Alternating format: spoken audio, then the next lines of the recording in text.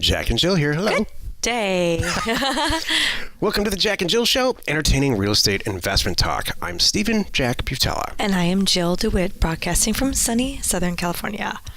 Today, Jill and I talk about recording your own deed and all the stories that surround that. It seems to be, in particular, that topic has some crazy, crazy stories. I know I have nutty, crazy stories about recording my own deeds. Because there's always something that happens. There's drama. It is, and it's funny because I think people will talk about this more. They get unnecessarily hung up on it, and it's not that big of a deal. Right. I mean, there's always drama. Maybe you don't have it, but if you ask anyone if they have a good DMV story. Yeah. There you go. That's it. It's the same kind of thing. Yeah, that's true. It's no one ever comes back from the DMV going, that was great. That worked out really well. That was fast. That's how I wanted to spend my morning. It was fast, and I smell good. And the coffee was great. And the people were pleasant and dressed well. And man, they picked a great location for this. Parking was a breeze. Did you know they have valet now? It's the same thing recording deeds. That's exactly it. Recording a deed is like going to the DMV. Awesome. Except the person that actually records it, oh my gosh, is just power hungry. Oh, they're drunk with power. I think they're that way at the DMV though too, don't you? Oh I don't know. They're like, you know what? If I don't push this button, you don't get this license. You better be nice to me. Oh, okay. Before we get into that, let's take a question posted by one of our members on the landinvestors.com online community.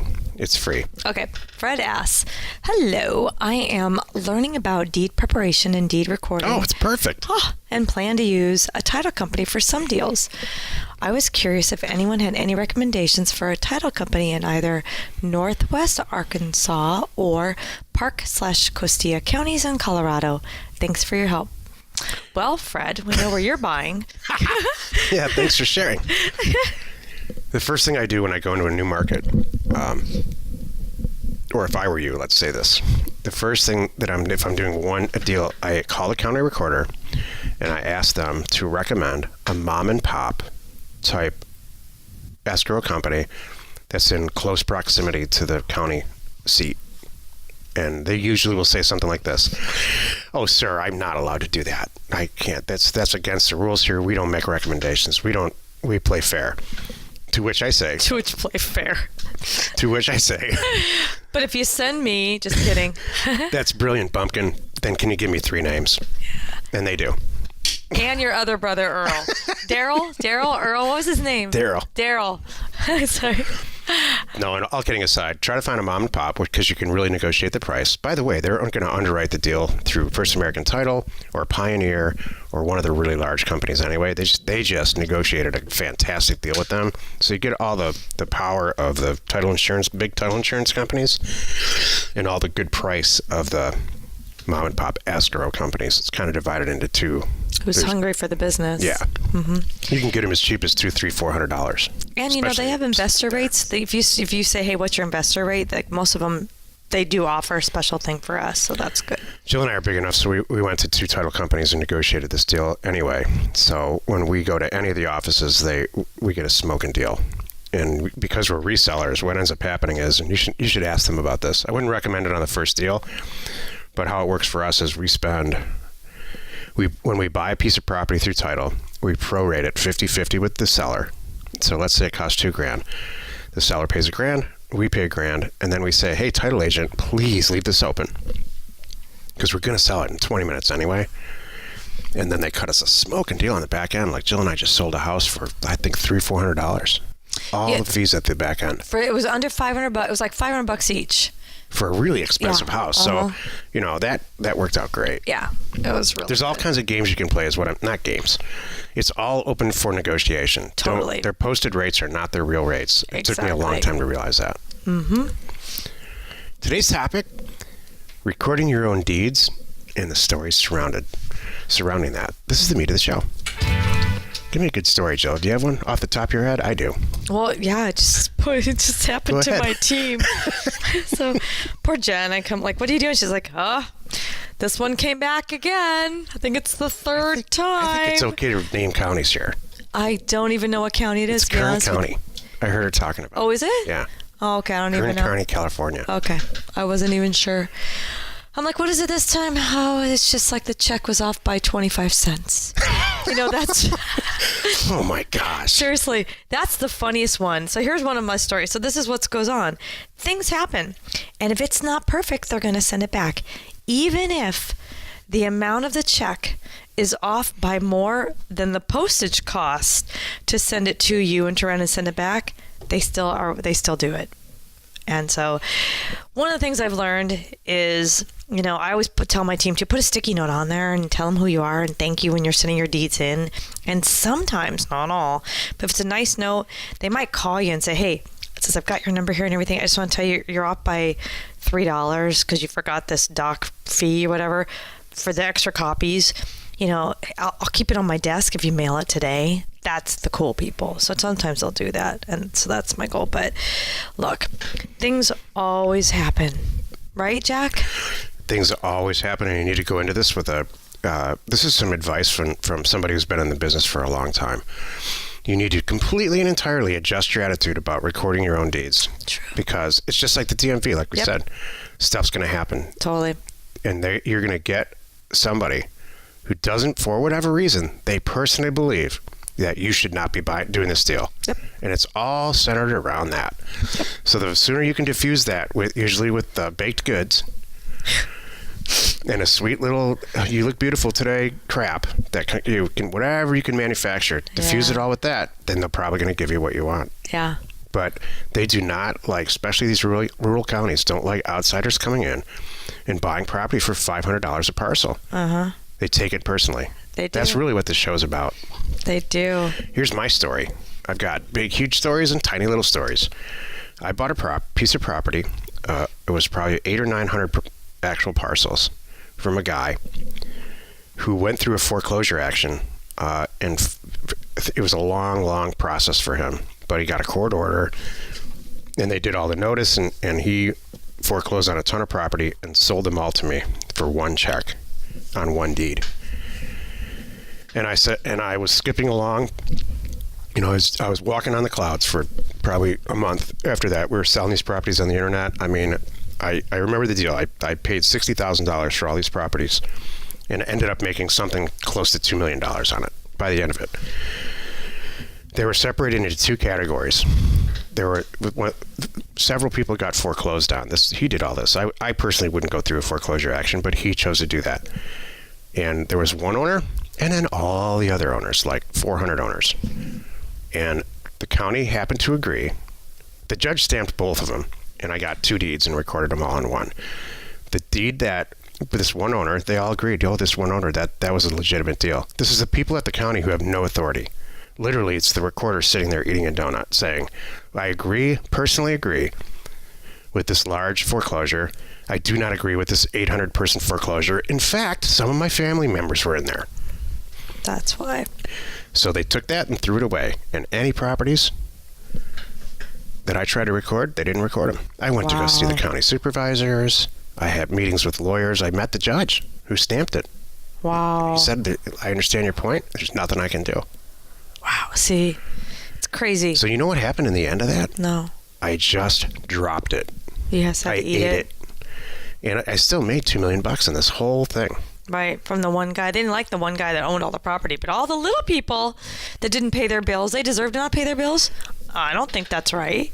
Through the course of this, the county recorder, who's no longer there, she said to me, we don't take kindly to evil yuppies from Scottsdale buying our land. And that's really what it was all about. Wow. So tell us a good story, Joe.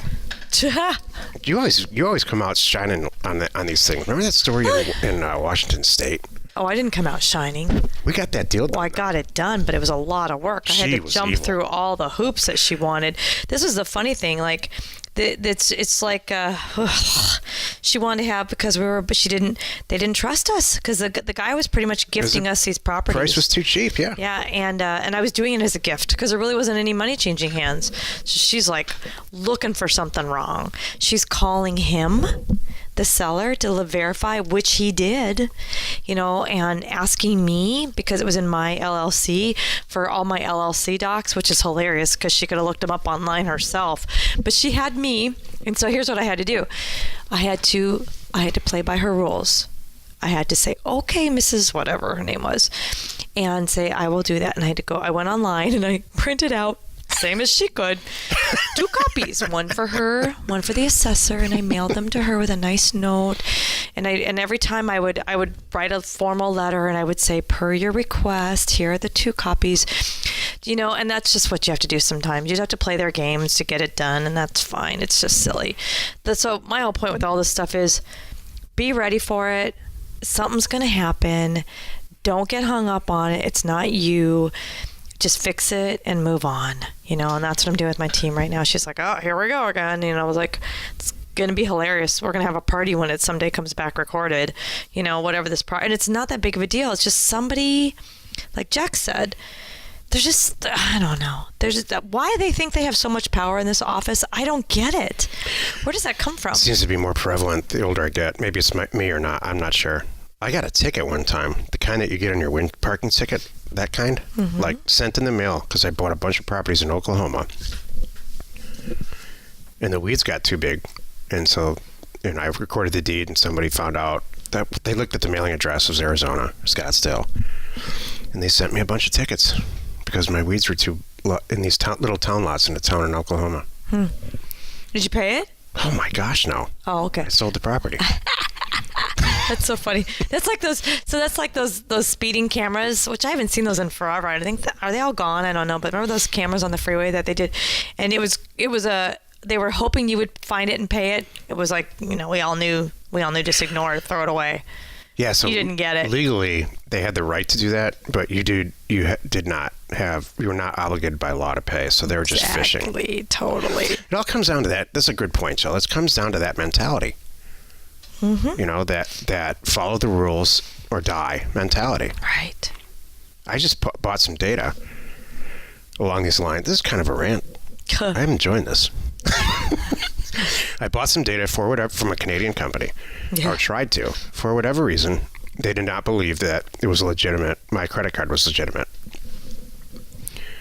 They said, we don't believe this is legitimate. Please take a picture of the card, back and front, and send it to us. So I did. Then they said, we still don't believe it.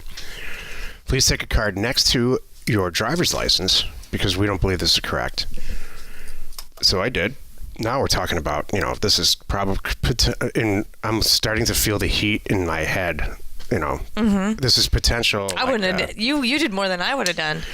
So finally they said, we still don't believe this. Take a picture of both of these cards held up to your face so we can match the picture on your driver's license, at which time. And hold today's paper. At which time I blew my top. Yeah, no way. And I called the president of the company, and he's like, what she did was right. So this all comes from this cop mentality, for lack of a better description. Right. I've never been like that. I know you're not. I'm more of a, we're all in this together. Right. And let's do the right thing. Let's work together. I have a talent to buying cheap property. I'm happy to sell you some super cheap property. Right. Just be cool about it. Exactly. I'm happy to pay my taxes. Right. We're recording it. We're paying all the fees.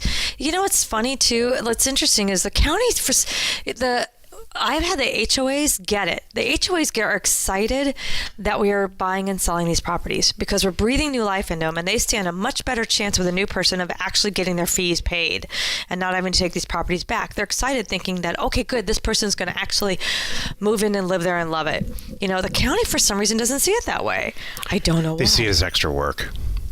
It's recording deeds and there's new stuff, and for whatever reason they shouldn't have an opinion job about security? it at all. I don't know, Joe. They should not have an opinion. No one should have an opinion about it at all. And this thing about ticketing for weeds, if they would have called me and said, look, I understand you're an out-of-state owner, but these weeds are ugly, and here's the name of Billy Bob that can really clean this stuff up for $50 a month. Right. I would have been, you know what? Thank you so much. I'm happy to do sense. that. I do not want to inconvenience anybody. Right. I'm here to do the right thing, but to send me a ticket or it's just there's a right way to approach stuff. Exactly. That's all. Thanks. That's the end of my rant. Thank you, Jack. Okay, that said, the vast majority of the time, you send in a ticket, you send in a deed, and it gets recorded and everything's fine. Mm-hmm. Especially now with the online recording, too. Yeah. We're doing that, and it's awesome. Right. Yep. If all else fails, just like in the question today, I think, let's see, Fred asked, hire a title company. They will do the work for you. Oh, that reminds me, I have one additional story. Okay. Bring it. This is Flagstaff, Arizona. I bought a bunch of property up there, a ton of it. This is before your time, for $500 a property. It was completely unwanted real estate, and it was really nice. Tall pine trees, good access. It was a smoking deal for us. We made a lot of money. And a title agent who was recording it is looking at all this, and she calls her husband and says, this is criminal what these people are doing. And so what does the husband do?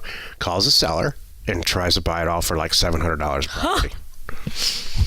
To which I reacted like you can imagine. Believable. I ended up having to pay a little bit more for the property with the seller because the seller was just as mad about it as I was. It was a retired professional male guy who was like, these people are criminals. That's criminal what they're doing. Talk about conflict of interest. Like, I know. Oh, not only I'm not going to let you buy it. I'm going to buy it out from under you.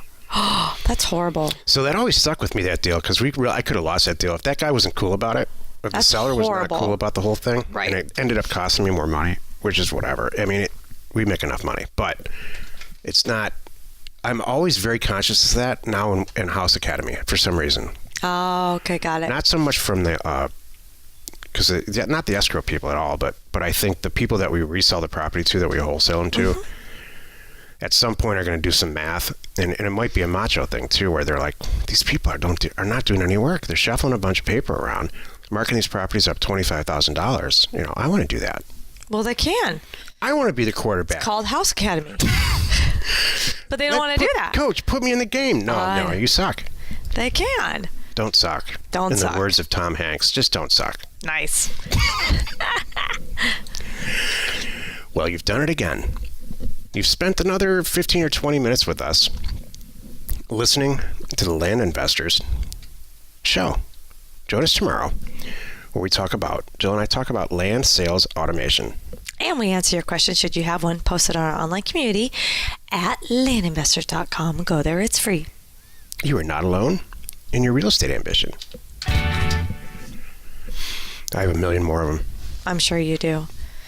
The eyes are rolling back in your head a little bit. Oh yeah, they are, because it gets too much. It's kind of, it's when people are new and they're starting out. It's exciting and fun, and there's a lot of stories because always something. Right. But after a while, you're like, okay, you can't keep talking about this at your dinner table. Your kids are not gonna, yeah, not gonna show up, and your wife's gonna, I don't know. Yeah. You can't.